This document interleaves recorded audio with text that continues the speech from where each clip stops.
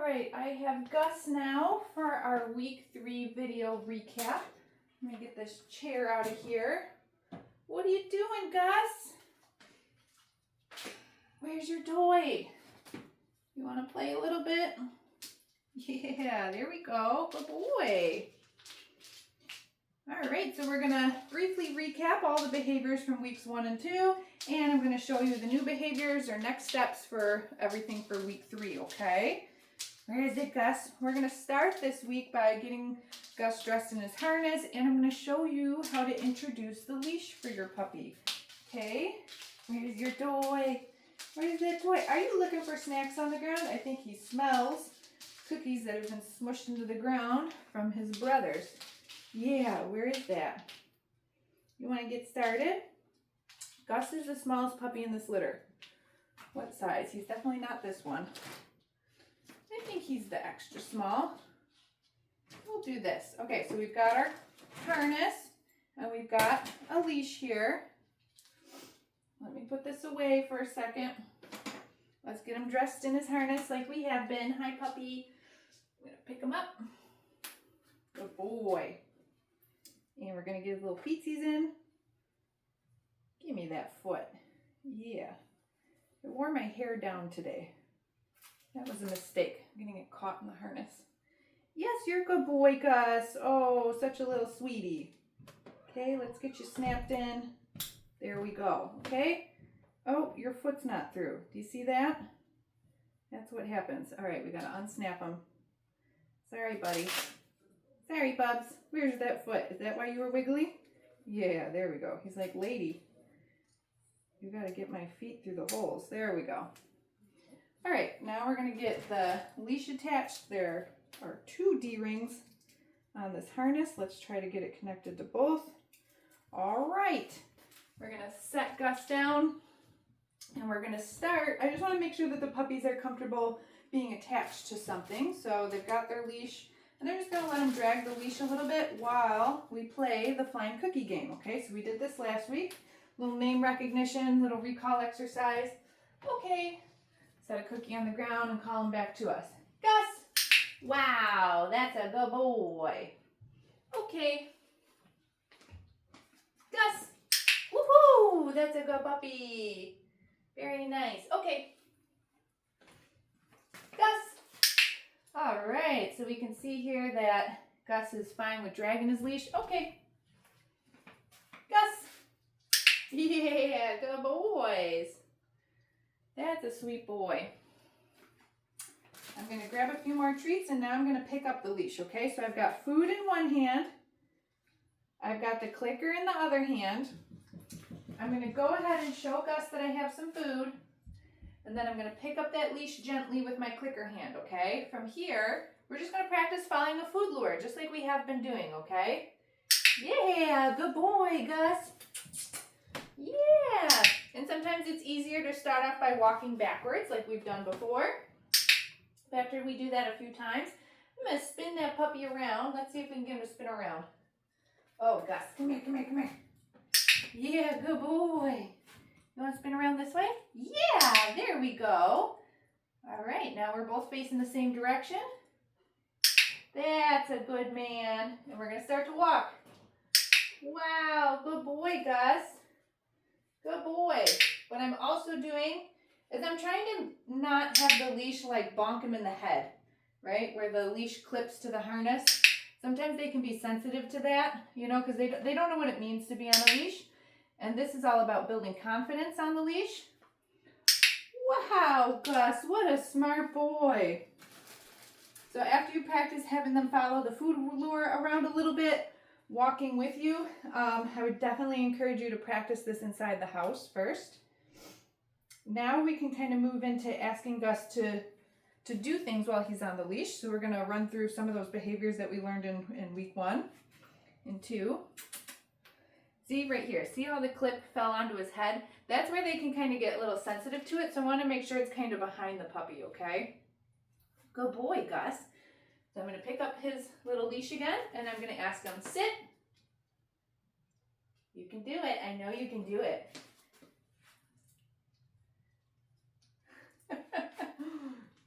Yeah, you're funny man. You see how he's like tiptoeing all over the place? That's just him getting used to the harness and being connected on the leash, right? Gus knows his sits and downs, but now he's got to do it on the leash, and it's hard for some puppies. You get that? Good boy. You sit? It's like, I don't know if I can sit on the leash. I also talked about this in week 1, that there are a million different types of harnesses on the market, okay? So if your puppy, like Gus, if they seem like they feel very restricted in one harness type, you don't have to use this harness forever, okay? Get a different style for him. Find what's comfortable for your dog. That's a good man. Let's see if he can lay down. Down.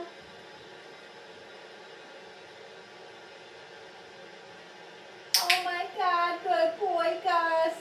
You're so far away from me. I'm feeding him like 3 or 4 cookies in a row because he's doing such a good job. He's trying real hard. Gus, touch. He's like, okay, I can do that one. Good boy. Oh my goodness, aren't you smarty pants?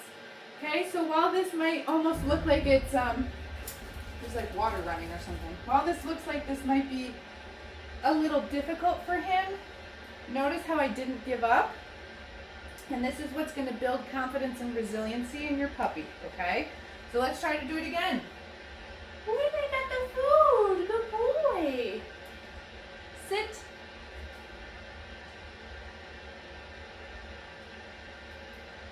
Yeah, there we go, Gus. Such a smart boy. See if he can lay down with his harness on. Down. Wow, good boy, Gus. What a very good boy. I hope you guys can still hear me with this water running. Good job. Gus, touch. Woo. Oh, he has the softest little touch. Good boy. All right. That was hard work for Gus, but he did it. He learned that the harness isn't so restricting. Wiping these treats off my hands. Okay, let's take this off you now. Let's take it off. I'm gonna get his leash off.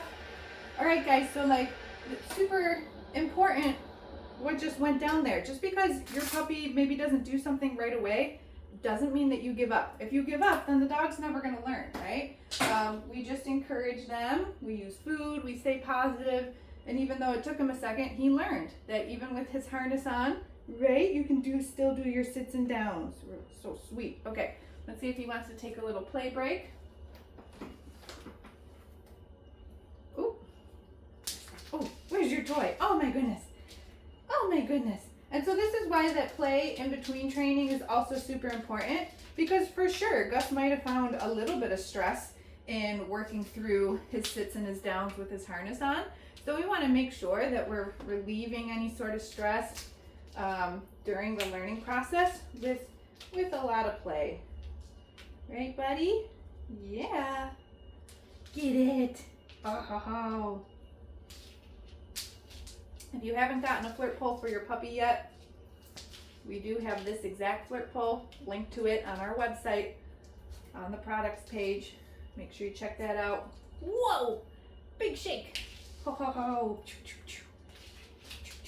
Get it. What do you got? The next behavior that we're going to work on is the mat. Give me that. So we're going to start to work on some movement and distance while our puppy stays on the mat.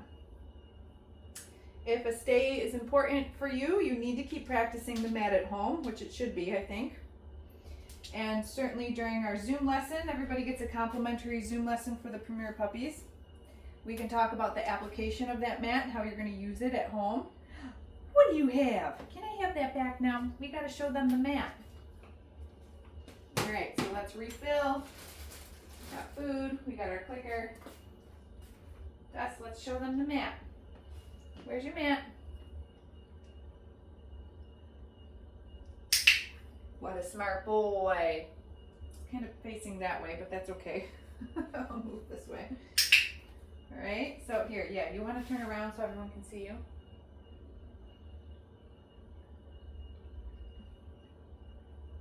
Good boy. There it is. Good boy. So I'm going to start just by kind of turning myself away from the puppy, coming back and feeding them for holding. You can do that a few times. Good job, buddy.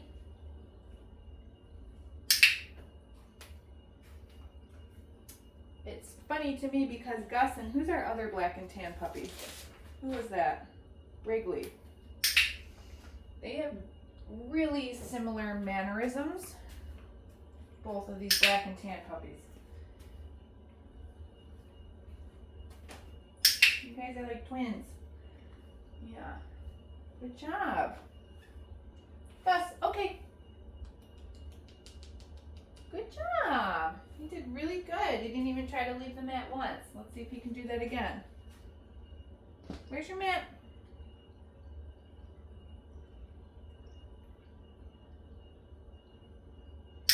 Perfect. What a little sweetie. So I'm marking for walking away and then returning to the puppy and rewarding them for that stay on the mat. Love this behavior. It has so many applications. Again, we can talk about those during your Zoom lesson. What a good job, buddy.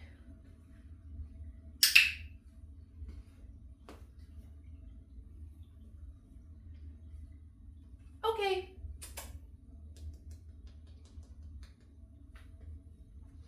Good boy, Gus.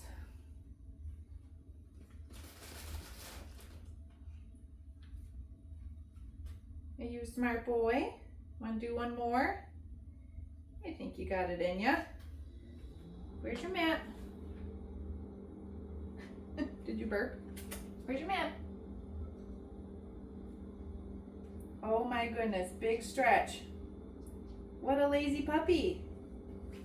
I'm just gonna help him get on there a little bit better. I like the dogs to be, this mat is more than big enough for the dogs to have their bodies completely on there. So if they do something like he's just being silly and he wanted to stretch and he just put himself down half on and half off the mat. So I just helped him get on better, okay? No big deal. They're still babies. Yeah, you're gonna be a baby for a little while. Good boy. Look at you, you're such a rock star.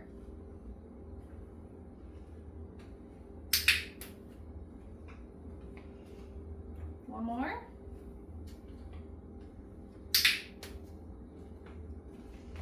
Wow. If he sits up, I'm just going to withhold the treat until he kind of goes back down. Yeah, there we go. Good boy. He can still have it. I just want him to be in that down position. Gus, okay. Yeah, there you go, Bubs. He was a rock star with his mat. Really nice job with that, buddy. All right, let's move on to the crate. Let's see what he wants to do with this. So I'm just going to bring this whole bag over here. Pull this out. Listen, I got a bump knee this week, so I'm doing everything in the chair. I'm not getting down on the ground. You guys are so little. Okay, let's open up the crate. Okay, Gus. What do I got? Ready? Yeah, good boy. Kennel. Good job, buddy. Very nice. Week 3, we add in closing the door. We're gonna mark and feed him a couple of treats just for being in here with the door closed, okay?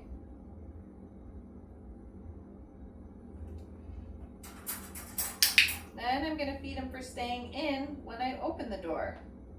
You already getting full, buddy? Oh my goodness, we still have our handling exercises. Gus is the smallest puppy in this litter. He's got a little tummy. Okay, I'm gonna release him out. Let's see if he wants to do that again. Gus, kennel. Yeah, that's a smart boy. That's a very smart boy. There it is. Close the door. I think we're just gonna do this twice. Good boy. Here, here's your cookie. Good job, buddy. You can feed them through the bars. You can hand it to them, or you can drop it on the ground in there too. Just like in that right now. Good job, Gus. Give him one more for staying in when I open up the door. Okay. Use your release cue to let him come out. Let's see that one. I'm going to take it. We only have to do that one twice, buddy. I can tell you're kind of getting full. All right, so we've done the handling exercises, a little bit of restraint, going through all his different body parts, ears, feet, tail. We also have done the grooming tools. I'm going to start with the new handling exercise, which is introducing the puppy to the noisy grooming tool. Just because I can tell he's getting a little full. This guy usually does towards the end, just because he's so little, I think. Yeah, Bubby. So we're going to start with the clipper blades, and then we'll see if he's got anything left in him after that, just so you can see what we did new for this week. So I'm just going to turn on the clipper blades. When they're on, I'm going to drop 2 to 4 pieces of food on the ground, let him eat those, and then I'm going to turn them off again. I just want to get the puppy comfortable with the sounds of the grooming stuff, because this is something that they're going to need, you know, lifetime grooming appointments. I'm going to turn them on, and then I'm going to drop him some cookies on the ground. Maybe 2, 3, 4 snacks. Yeah, what's that? Good boy. Perfect. Then when he eats that last one, I'm going to turn him off. So we're going to stop with the food as well, and he's learning that when the clipper blades are on, good things are happening. As he did, like, they might want to come closer and check them out a little bit. Let's do that again. Yeah, what's that?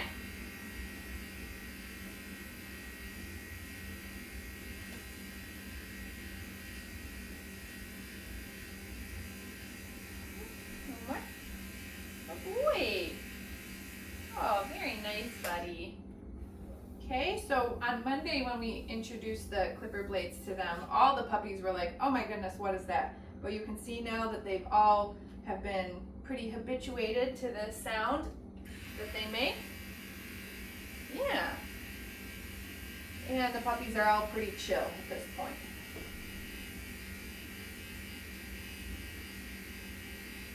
Good boy. You got one more? Do you want it? Very nice, Gus. Sometimes they do want to come up to them when they're off too, which is totally fine. I leave them out, I let the dog sniff, explore, and realize that it's not something that's going to like jump up and bite them, right? And this is how we socialize them to things that make noise. Right, buddy? Yeah. All right, let's see if he's still got anything left in him. See if we can do a little bit with the brush. Yeah, are you hungry still, or what do you think? Oh my goodness, you tired boy? You tired puppy? I just set that one on the ground to see if he even wants to eat it, and I think he's pretty full. What do you think, buddy? Oh, good boy, Gus. Good boy. Little brush? Yeah, that's a good boy. All right, I think we're gonna end it there. Gus did great for everything. Just gets a little full at the end. No big deal. So make sure that you watch your week 3 videos in the video library. Okay, and also make sure that you get your Zoom lesson booked. You have 6 weeks to book that after your puppy goes home. They do expire 6 weeks after your puppy goes home. So make sure you get that booked now if you want to take advantage of it. The link for that is in your initial confirmation email. If you've lost that, just shoot us a message. We'll send you a new one. All right, we'll see you soon.